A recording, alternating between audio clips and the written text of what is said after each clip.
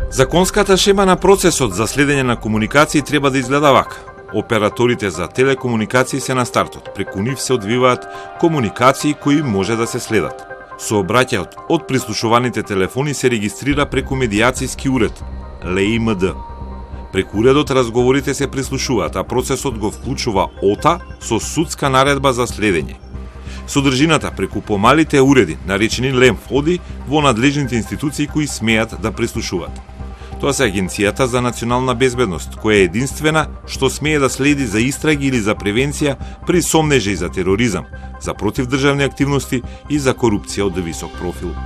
Наредбите за ова прислушување ги дава Врховниот суд, кој мора да дозволи во итни случаи, кога АНБ брза за да дојде до информации и спречи ризични терористички акции во државата.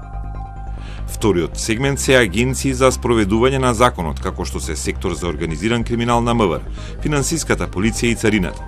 Сите треба да имаат различна директна врска со ОТА и различен оптички кабел од АНБ.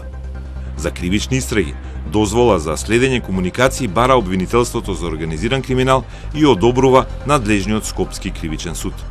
Шемата е таа: секој орган има посебна сопствена врска со ОТА.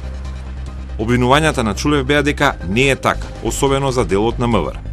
Оперативно-техничката агенција првен го извести техничкиот министр, а потоа се обрати до јавноста со соопштение во кое ги одбива наводите од првиот во момент човек на МВР како неточни и неосновани, со акцент дека нема незаконско прислушување. Уште две институции имаат можност да прислушуваат за своји истраги.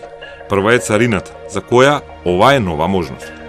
Таму има опрема за собствена директна врска со ОТА, која е странска донација. Сместена е во посебна просторија. Нова работените кои ќе треба да се занимаваат со посебни истражни мерки, се уште не ги добиле бараните безбедносни сертификати. Финансиската полиција е посебна приказна. Ни таа нема собствен оптички кабел до оперативно-техничката агенција, туку користи услуга преку МВР, врска која пак оди преку АНБ. Тврдат дека немаат ништо со Агенцијата за национална безбедност и не процесуираат истраги преку нив. Не биле подготвени досега, а законот и ОТА постојат од 2018. Иако имале можност и тие да добијат директен линк, просториите не им биле соодветно заштитени, ни потврдија во својот одговор.